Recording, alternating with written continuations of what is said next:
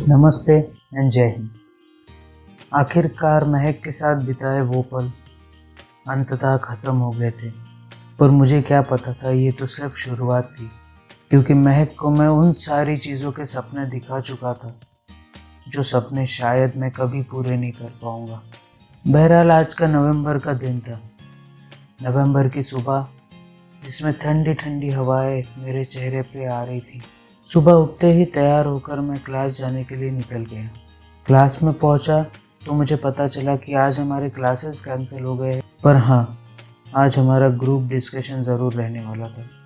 क्योंकि सुधा मैडम कुछ दिन के लिए बाहर जाने वाली थी तो वो सैटरडे संडे क्लास नहीं लेने वाली थी, इसलिए सुधा मैम ने ट्राई किया कि यही दिन वो क्लास ले।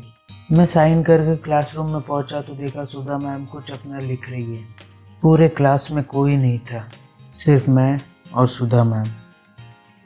और आगे क्या होने वाला था इस क्लास में? क्या कहीं मैं सुधा मैम को सब कन्फेस करने वाला था?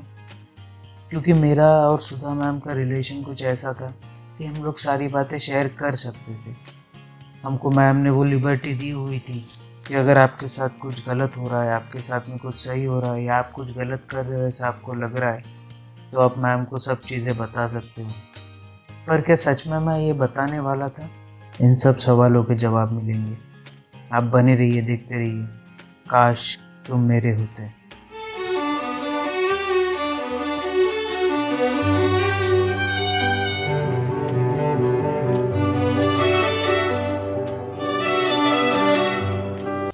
मैरिज फैक्टर 29 नवंबर 2009। क्लास में सब कुछ अच्छा चल रहा था। सुधा मैम अपना काम कर रही थी, मैं उनको ग्रीट कर कर अपने चेयर पर जाकर बैठ गया। पूरा क्लास खाली था, सिर्फ सुधा मैम के बाल उड़ रहे थे। एक वॉल फैन लगा था तो जो बार बार सुधा मैम के करीब आता तो उनके बाल उड़ाता और बार बार दूर जाता तो उनसे दूर हो जाता था। मुझे लगा कि मुझे सुधा मैम की मदद करनी चाहिए, क्योंकि हाथ पे हाथ धरे बैठे रहना और मैम काम कर रही है तो शायद ही मुझे अच्छा नहीं लग रहा था, इसलिए मैंने मैम को सामने से हेल्प ऑफर की। मैम ने मुझे कहा कि हाँ, ये जो चिट्स है ये बॉल में डालो एक एक फोल्ड करके। मैं वो चीज़ करने लग गया और मैम से पहले पूछा, मैम ये चिट्स किस लिए, मतलब इसका हम लोग क्या करने वाले हैं? शायद हम लोग आज एक गेम खेलेंगे। इन चिट्स में बहुत सारे एक एक सिंगल वर्ड्स है, वो वर्ड्स के ऊपर में आपको 5 मिनट के अंदर में एक स्पीच तैयार करनी है और आपको सबके सामने बोलना है, बट वो स्पीच सिर्फ 1 मिनट की होनी चाहिए, उससे ज़्यादा की नहीं। सुधा मैम ने एक गेम एक्सप्लेन करते हुए मुझसे कहा। कहीं ना कहीं ये गेम से बहुत इंस्पायर था, या फिर ये गेम सुनकर मैं बहुत एक्साइटेड था। शायद मुझे ये गेम पहले से ही पसंद आता था, क्योंकि डिबेट में हिस्सा लेना, डिबेट करना, स्पीचेस देना, ये मुझे बहुत पसंद आता था। अपनी बात किसी और तक किस तरीके से पहुंचाई जाए, ये सीखना भी एक अपने आप में कला है। कुछ देर में सुधा मैम की हेल्प करता रहा तो अचानक से सुधा मैम का हाथ मेरे हाथ से टच हो गया। एक ऑकवर्ड सा मोमेंट हो चुका था उस समय। मानो या ना मानो, या फिर आप ये समझ लीजिए कि मैं एक नेगेटिव कैरेक्टर हूँ, पर हाँ, थोड़ा सा क्रश तो मेरा सुधा मैम पे भी था। इसको एक इनोसेंट सा क्रश कह लीजिए, क्योंकि इसमें कोई नॉटीनेस नहीं थी, इसमें कोई गलत चीज़ नहीं थी। किसी की खूबसूरती की तारीफ करना और उस खूबसूरती को चाहना ये गलत नहीं होता, तब तक जब तक आप अपनी हदें नहीं पार करते। ऐसा मेरा मानना है, किसी और का शायद ना हो। जैसे ही मेरा हाथ सुधा मैम के हाथ से टच हुआ, उस समय एक अजीब सा सन्नाटा उस रूम में मैंने महसूस किया।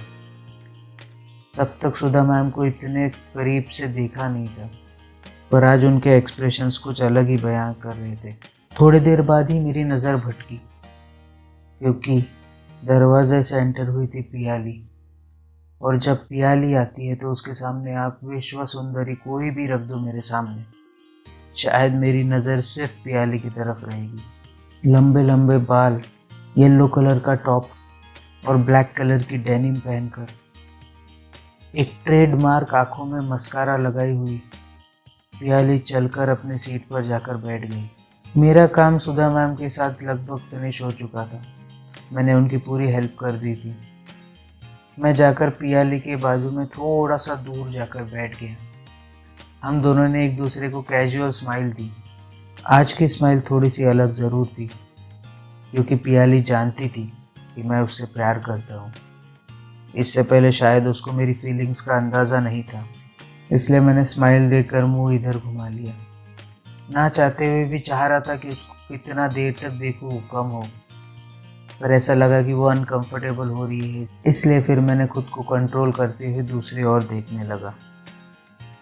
कुछ ही देर में हमारा सारा ग्रुप यहाँ पर आ गया। हमारे ग्रुप में कई सारे लोग थे। पियाली के ग्रुप वाले भी आ गए। हम लोग सब बैठ गए। एक बड़ी सी स्माइल लेकर महक क्लास में एंटर हुई, जैसे मानो कि कल कुछ हुआ ही नहीं था। शायद जो हुआ महक को वो सब सही लग रहा था, मुझे भी शायद गलत नहीं लग रहा था। ऐसा लग रहा था कि मेरे दिल को समझने वाला कोई तो है। फिर भी जब जब पियाली का चेहरा देखता था तब तक ऐसा लगता था कि मैं कुछ तो गलत कर रहा हूँ। भले वो मुझसे प्यार ना करती हो, बट मैं तो उससे प्यार करता हूँ। अंदर से गिल्ट खाया जा रहा था, बहुत सी तकरारें मन में थी। समझ नहीं रहा था उन तकरारों को किस तरीके से हैंडल करूँ।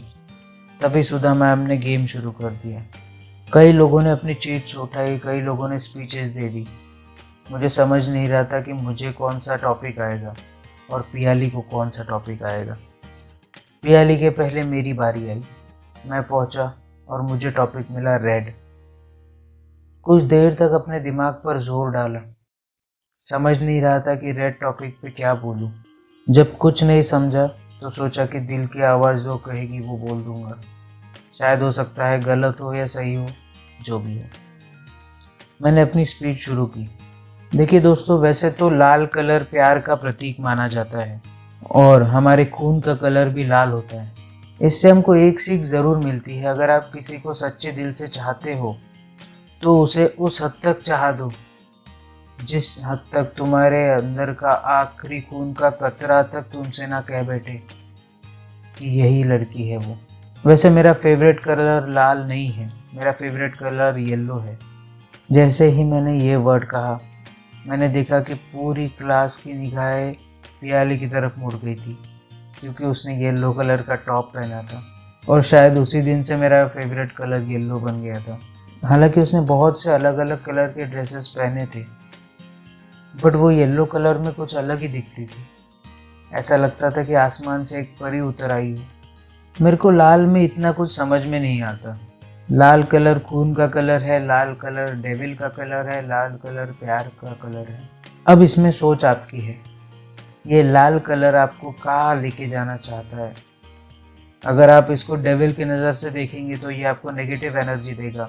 अगर आप इसको प्यार के नज़र से देखेंगे तो ये आपको प्यार देगा, और अगर आप इसको गुस्से की नज़र से देखेंगे तो ये आपको गुस्सा दिलाएगा। मुझे ऐसा लगता है कि लाल कलर अपने आप को सब में समा लेता है। इतना कहते ही मेरा समय ख़त्म हो गया और मैंने स्पीच ख़त्म करके अपने चेयर पे बैठ गया। अब आखिरी स्टूडेंट की बारी थी और वो थी पियाली। पियाली को क्या टॉपिक मिलने वाला था, वो क्या करने वाली थी, क्या बोलने वाली थी, मुझे समझ नहीं रहा था। पर आज शायद मेरा नसीब मेरा कुछ ज़्यादा ही साथ दे रहा था, क्योंकि पियाली को टॉपिक मिला था लव मैरिज। पियाली ने अपनी स्पीच शुरू की। देखिए, मैं एक मॉडर्न लड़की हूँ। अगर कोई लड़का आपको सच्चे दिल से चाहता है और अगर आपको ऐसा लगता है कि वो आपसे बेइंतहा प्यार करे, तो लव मैरिजेस सही हो सकेंगे। क्योंकि आज हम लोग देख रहे हैं कि कई जगह पे लव मैरिजेस फेल हो रही है, लोगों के तलाक हो रहे हैं। पर इसका मतलब ये नहीं है कि मुझे लव मैरिज पसंद नहीं है। मुझे लव मैरिज भी पसंद है और मैं समय आया तो अरेंज मैरिज भी करना पसंद करूँगी। बस शर्त इतनी है कि जिससे मैं लव करती हूँ वो लड़का मुझसे भी उतने शिद्दत से प्यार करे, मुझे भी दुनिया की हर खुशी लाके दे और पागलों की तरह प्यार करे, तो शायद ये लव मैरिज वर्क ज़रूर करेगी। ये डिबेट बहुत बड़ा है। मॉडर्न जनरेशन को लगता है कि शादी में कुछ नहीं रखा, पुराने लोगों को लगता है कि शादी के अलावा जीवन में कुछ नहीं रखा। किस किस को सही ठहराओगे, किस किस को गलत ठहराओगे। हर कोई अपनी एज के हिसाब से सही या गलत की परिभाषा अपने मन में बना लेता है, पर मैं एक मॉडर्न और पुराने ख्यालात की मिली जुली संभावना रखती हूँ। मुझे लगता है कि एक लड़की के जीवन में शादी करना बहुत ज़रूरी है। चाहे वो लव मैरिज हो या अरेंज मैरिज।